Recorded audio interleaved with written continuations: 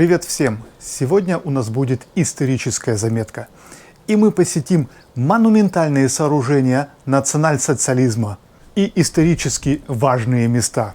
Всем хорошего просмотра, и мы перемещаемся в город Нюрнберг.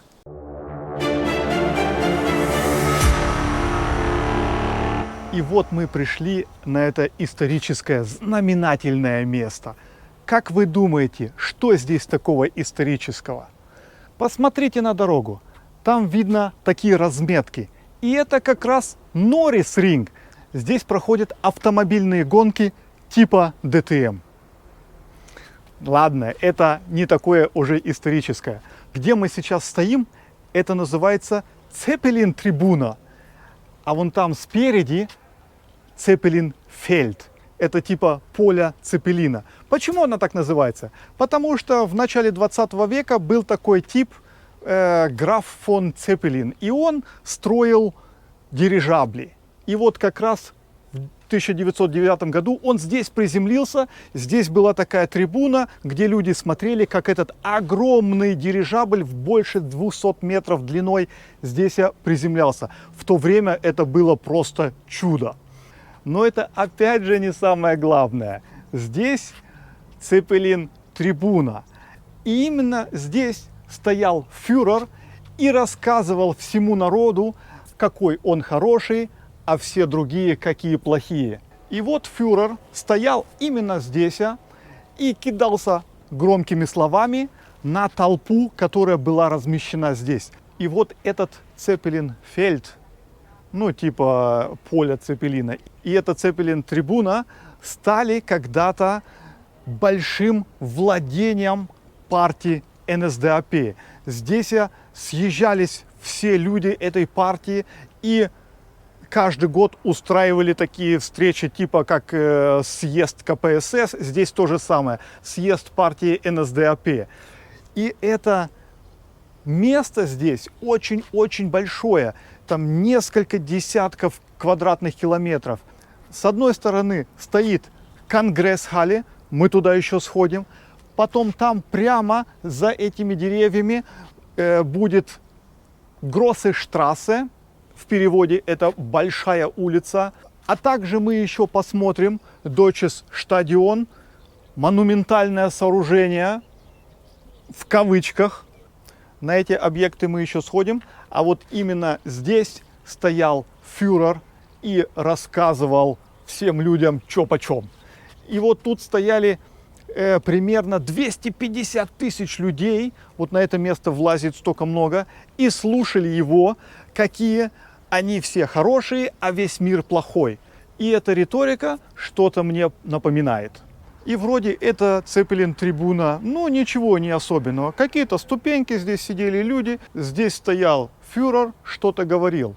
Но здесь еще было кое-что спрятано. Внутри этой трибуны еще находится так называемый золотой зал. Это просто большое помещение и весь обделанный золотом. На потолке какая-то золотая мозаика. И до сих пор все люди не знают, для чего этот зал нужен. Ну, просто, наверное, мания величия и хотел что-то золотое. И не только это. Сейчас здесь не видно, потому что все это снесли, но здесь по задней стене этой трибуны были такие высокие колонны в греческом стиле, полностью с начала до конца. И в вечернее время суток за этими колоннами был еще световой собор. Это такие зенитные прожекторы, которые светили лучом вверх, чтобы эти колонны еще больше усиливать и производить людям впечатление. И над вот этим зданием, где стоял фюрер, сверху была огромная бетонная свастика, но его взорвали. И когда война закончилась, здесь много что посносили, взорвали. И как раз на этом поле, на этом месте американцы каждый год устраивали парад победы. Но сейчас ни нацистов, ни американцев здесь нету. И в этом месте сделали зоны отдыха. Потому что вон там видно там какой-то стадион, я вот сейчас точно не знаю, или футбольный, или американский футбол, но какой-то стадион. Также рядом здесь есть и хоккейная площадка, и очень много всяких спортивных мест. И, в общем, это стала зона для отдыха. Например, через неделю здесь будет рок-концерт, так называемый Rock im Park. И это происходит именно здесь. А сейчас мы идем смотреть на другие исторически важные места. Погнали! И вот мы потихоньку подошли к Гроссештрассе. Если перевести, это большая улица. Ну, посмотрите, да, вроде большая. Она примерно 60 метров шириной и 2 километра в длину. Если в одну сторону посмотреть, там будет Конгресс-халле. Это как раз тот зал, где Конгресс проходит. А на этой улице проходят парады. Это солдаты ходят здесь вот туда-сюда и показывают, что они могут. И посмотрите на эту дорогу. Она сделана из гранитных камней 1,20 на 1,20 м. И специально сделали такие шероховатые поверхности, чтобы когда солдаты здесь маршировали, не подскальзывались. И в длину 1,20 м, это когда они маршируют, чтобы это было ровно 2 шага, и они были по этой линии. И если все солдаты так делают, то они полностью маршируют в строй. И это очень красиво выглядело. И, как вы знаете, для Третьего Рейха красиво должно быть все. А сейчас мы пойдем по этой улице далеко-далеко, и мы придем как раз в ту самую Конгресс-халле. Пошли! Здесь понаставили всякую ерунду. Ну, здесь уже потихоньку подготавливается к фестивалю. Здесь фестиваль будет, Rock im Park называется. Но рок это не наша музыка, поэтому нам это не очень интересно. Я не знаю, как мы ходим туда-сюда, но нам всегда приходится перешагивать какие-то ленты. И вот вечно так. Не знаю, правильно идем мы или неправильно, но всегда какие-то перегородки, ленты и все такое. Да? Да. А с этой стороны так называемый Дуцентай. Если перевести на русский, это получается озеро Дюжины или что-то в этом роде. Мы идем туда дальше, и там должен быть еще Зильберзее. Это в переводе Серебряное озеро. Сейчас мы его посмотрим. И вот мы подошли к этому Серебряному озеру. Мы шли вдоль этого озера, наверное, полчаса, так как оно не маленькое. И с этой стороны здесь есть такой знак, и тут написано: купаться ни в коем случае нельзя. Почему нельзя?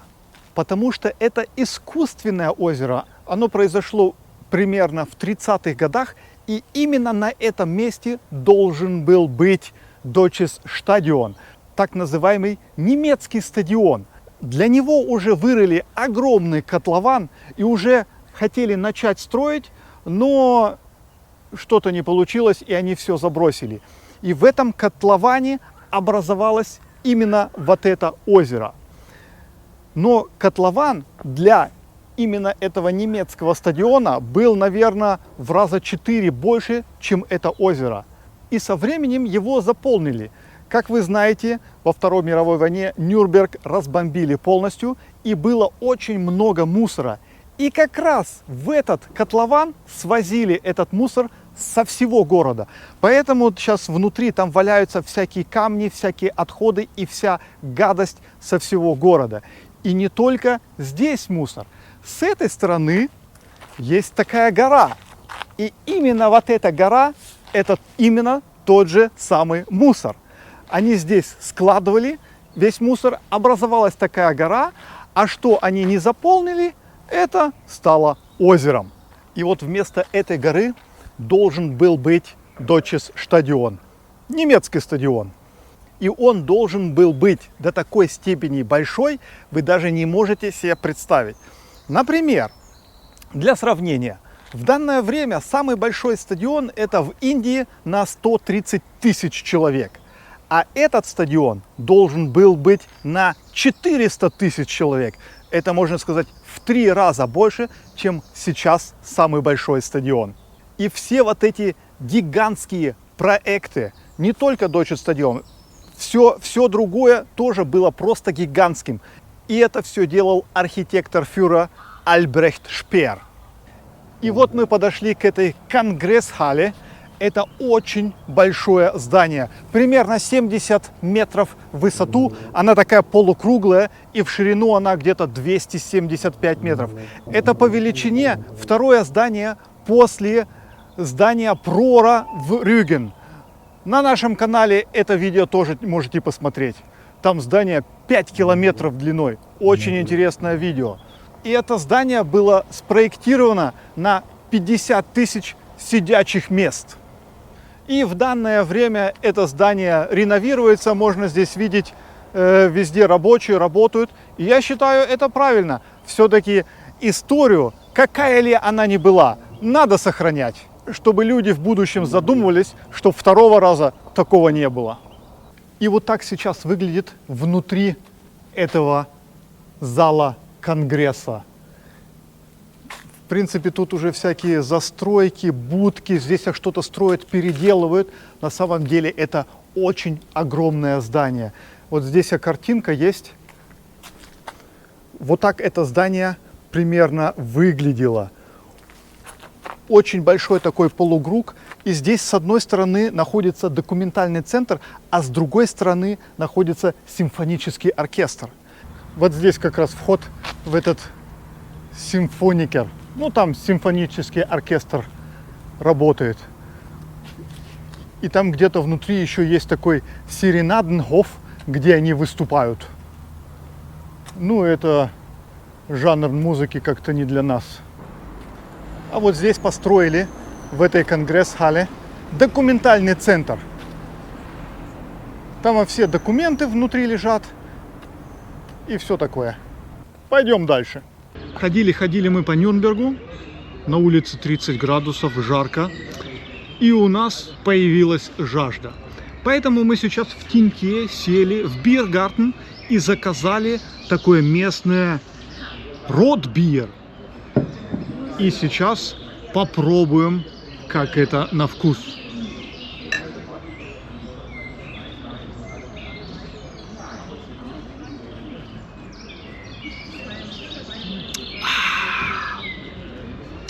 Да, что-то своеобразное, но очень вкусное. Прост, как по-русски. На здоровье. Внезапное включение. Мы попробовали пиво, и вдруг мы захотели покушать. Наверное, все-таки это от пива. И сейчас заказали помесь шницель. Здесь салатик с помидорами и моцарелла. И сейчас мы попьем пиво, покушаем. Всем приятного аппетита! И вот мы переместились в центр Нюрнберга. За моей спиной Justizpalast, так называемый дворец правосудия. И даже в данное время здесь идут суды над какими-то убийцами. А сейчас мы пойдем немного в ту сторону, и там есть еще одно знаменательное здание, которое нам обязательно надо посмотреть. Пошли! И вот мы подходим к этому зданию. Вот оно, так называемый зал 600. Именно здесь проходил в 1946 году Нюрнбергский процесс. А сзади этого здания находится тюрьма. Именно там сидели все вышки Третьего рейха. И как раз вот с этой тюрьмы вели людей в этот зал 600, чтобы там их судить. И между тюрьмой и этим зданием сделали такой деревянный туннель, полностью закрытый, и их водили туда-сюда, и специально закрытый, чтобы никто не знал, когда они идут и кто там идет. И почему выбрали именно зал 600? Потому что он был самый большой. Примерно 150 человек туда влазили, но это все еще было чересчур мало. Поэтому они этот зал перестроили пару стен убрали и сделали так, что туда влазило уже не 150 человек, а 500. О, менты, сейчас нас арестуют. Этот суд шел на 4 языках. Это, кажется, русский, французский, английский и немецкий. И чтобы люди все понимали, фирма IBM первый раз во всей истории начинают мгновенный перевод. Поэтому на видео и на фотках вы, может быть, видели, люди сидят с наушниками. Это как раз им сразу переводят, о чем там идет речь. И вот почему выбрали именно это место, где нацистов собрались судить. Чисто из-за символики, потому что именно в Нюрнберге был съезд партии НСДАП. И здесь все нацисты собирались на этом съезде. И американцы подумали, именно здесь, у них дома, мы будем их судить. И именно после Нюрнбергского процесса зародилось международное уголовное право, которое сейчас проходит в Гааге. И этот зал 600 в Дворце правосудия работал до 2020 года. А сейчас его законсервировали и сделали из него музей. Но, к сожалению, зайти мы сегодня не сможем, потому что у них сегодня выходной. Внезапное вступление. Я рассказывал про немецкий стадион, который не построили даже. А оказывается, примерно в 40 километрах от Нюрнберга построили модель этого стадиона. Ну, не целую модель, а только одну часть. И эта маленькая часть, вот, например, здесь на картинке нарисовано, здесь таких только 2 отсека. И эти 2 отсека уже на 40 тысяч человек. Ну, вспоминаете, весь стадион должен был на 400 тысяч человек быть. И вот мы приехали в эту... Я не знаю даже, что это такое. Здесь гора, здесь какие-то деревушки. Примерно, как я уже сказал, 40 километров от Нюрнберга. И сейчас мы хотим подняться на эту гору и посмотреть на этот макет немецкого стадиона. Мы нашли здесь такую маленькую дорожку. И она ведет вон туда наверх. Здесь очень крутой склон. И вот сейчас мы попробуем залезть туда. Я даже не знаю, что там будет, но мы хотим туда пойти посмотреть. Вдруг что-то еще осталось. Что-то я залезть толком даже не могу.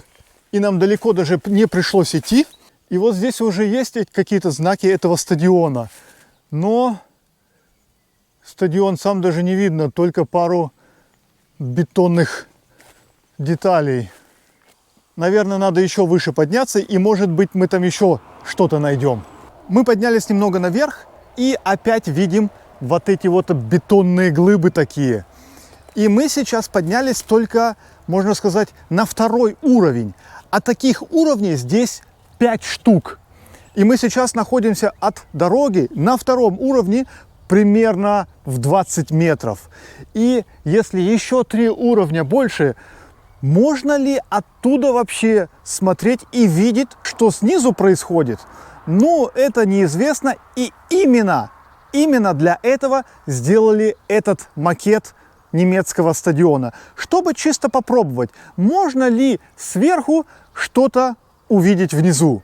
Его построили полностью из дерева, только фундаменты были бетонные. И о этом строительстве практически никто не знал. Это втихаря здесь где-то в лесу построили этот макет. И сейчас о нем даже толком никто не знает. Это посреди леса, это ничего не видно. Я хотел на дроне здесь еще полетать, посмотреть, как это выглядит. Вон у меня дрон с собой. Но мы посреди леса, и все равно мы ничего не увидим. И вот в этом фундаменте можно видеть такие выемки. Это как раз сюда вставляли деревянные брусья, деревянные бревна, из которых был построен этот макет стадиона. Мы забрались на самый верх. Это 5-й уровень. И мы чуть не померли, пока сюда залезли. Именно поэтому в этом немецком стадионе было запланировано 150 лифтов. 150 лифтов, чтобы поместить в этот стадион 400 тысяч людей. И вот стоя сверху и смотря вниз, можно понять, что такие высокие стадионы даже без толку строить, потому что происходит внизу, совершенно не видно. Лезли мы сюда наверх, а сейчас нам еще предстоит спуск. А как мы здесь спустимся, я даже не знаю. Ну, посмотрим. Сюда же как-то залезли. Нет. Здесь дороги нету.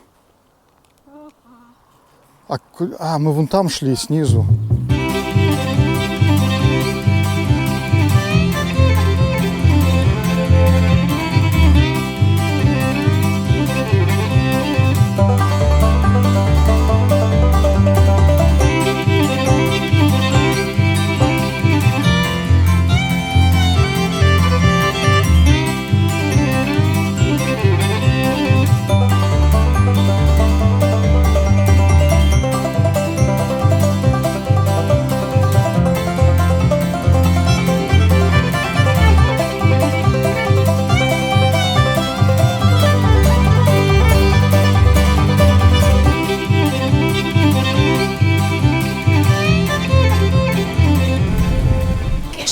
Jetzt brauchen wir ein Bier. Наконец-то мы спустились с этой горы, а сейчас прыгаем в тачку и погнали в Нюрнберг. Мы вернулись еще раз сюда, к этому суду, так называемый зал 600. И сегодня он открыт. Мы уже купили билеты и сейчас пойдем и посмотрим, что там внутри. Погнали!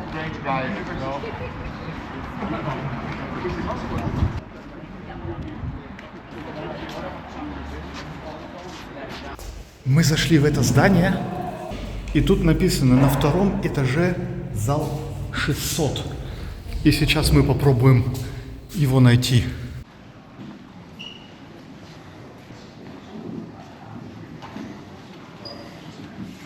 А здесь регулировалось отопление и свет этого зала.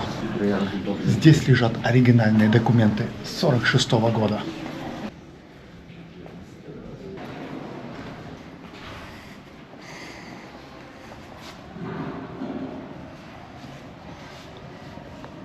Вот здесь стоит макет этого зала.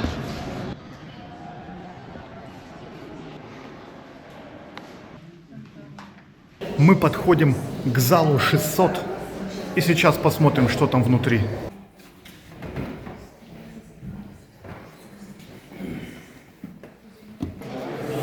Здесь дверь такая, вокруг зеленый мрамор, и здесь видно Адам и Ева. А вот здесь вот эта вот голова, это Медуза. И вот в этом зале был суд. Здесь подсудимые сидели, здесь сидели ихние адвокаты, а вот здесь напротив сидели судья. И именно в этом зале был этот знаменательный суд. И вот мы провели в Нюрнберге несколько дней, посетили исторически очень значимые места. А сейчас всем пока, до новых встреч!